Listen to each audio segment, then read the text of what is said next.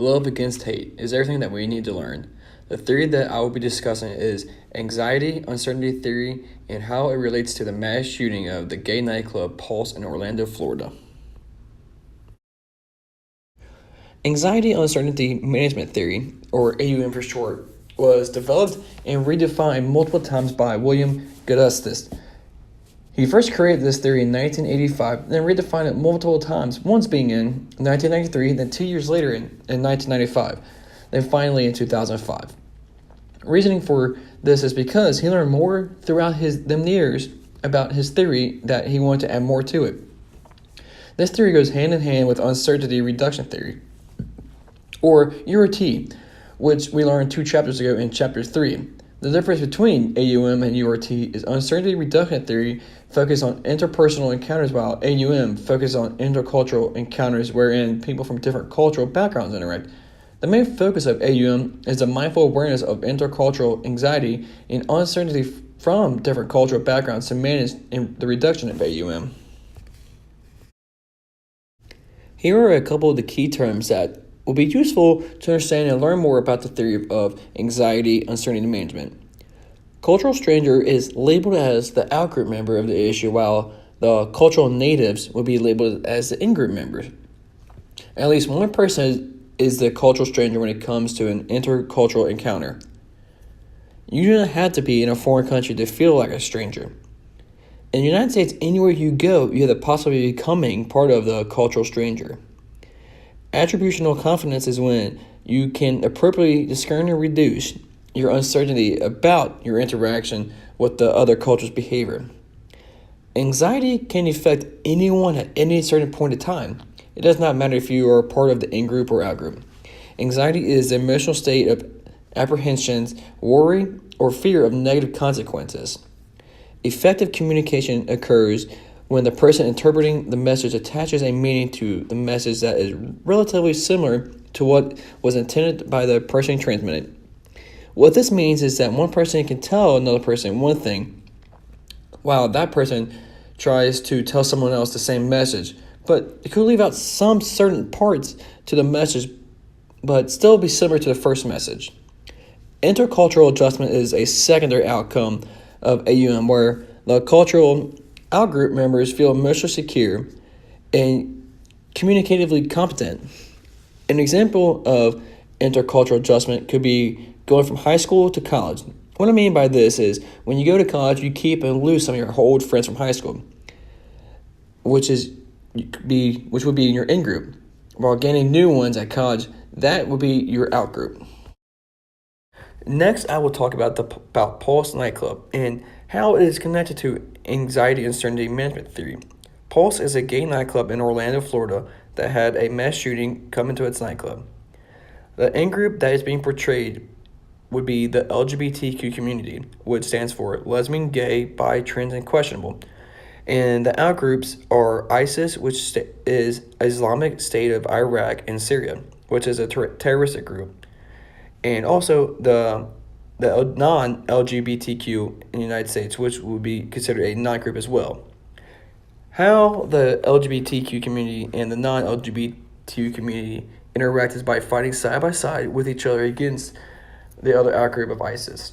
The connection they give with the AUM theory is how the LGBT community will interact with the non-LGBTQ Americans. Will the outgroup be uncertain with the in-group, letting them come in and help, or will they not let them in and help? People outside of the LGBTQ community might have a little anxiety at first coming in to help. I feel as Americans that we shouldn't let our anxiety get the best of us and help, and have the intercultural adjustment with the LGBTQ community. Having too much uncertainty will leave you unable to make useful predictions about the different groups' behavior.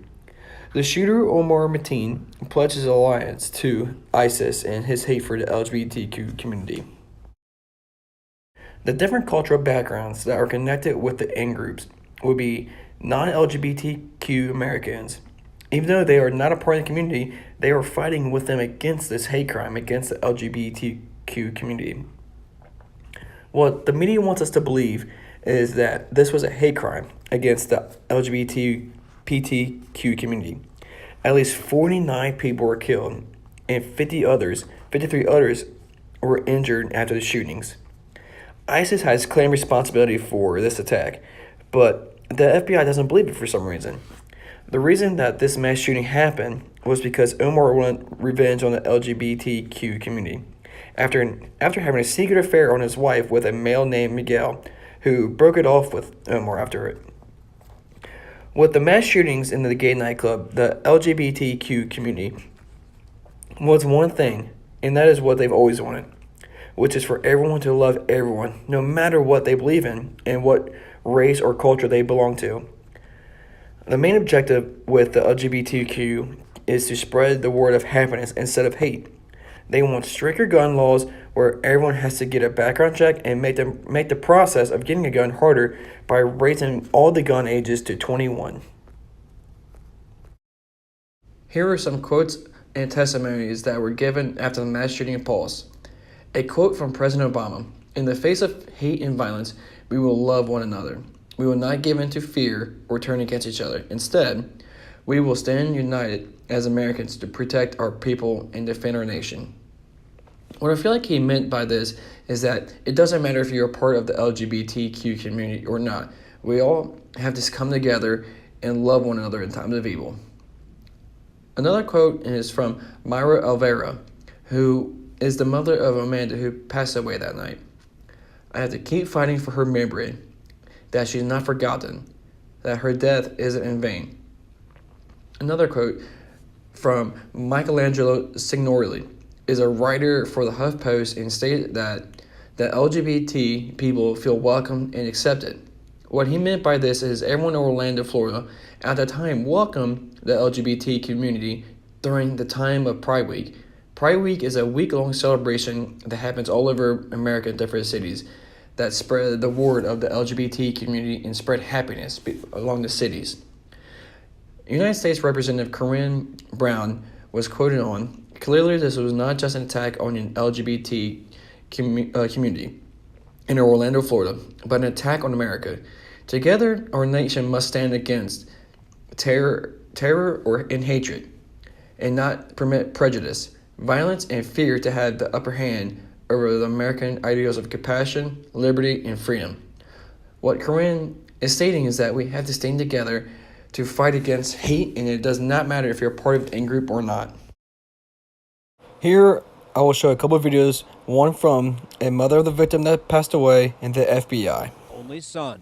He was smart, he was loving, he was my world. Justice, wounded and hiding in a bathroom, texted his mother. It was 2:06 when I got the first text saying, "I love you, Mama." And he was saying, "Tell them to hurry up. I'm gonna die." That was it, 2:39, last text. I grieve every moment. Some days are better than others, and some days are. The next video is going to be the one about the FBI answering the questions. We do believe that this particular suspect may have leanings towards the ideology of the Islamic State, and the FBI spoke just moments ago at a press conference. Let's take a look. Do you have any reason to think that there's a connection with radical Islamic terrorism? I would say at this time we're looking into all angles right now. We do have suggestions that that individual may have leanings towards that particular ideology, but right now we can't say definitively, so we're still running everything to ground. Taking everything into account, we have to start showing more love than hate in America. It does not matter on your race, culture, or if you're part of the LGBTQ community or not. As non-LGBTQ Americans, we need to start using intercultural adjustment and be more open-minded to what others have to say. And finally, attributional confidence can help with the in-group and out-group by reducing the uncertainty about the interactions with other cultural behaviors.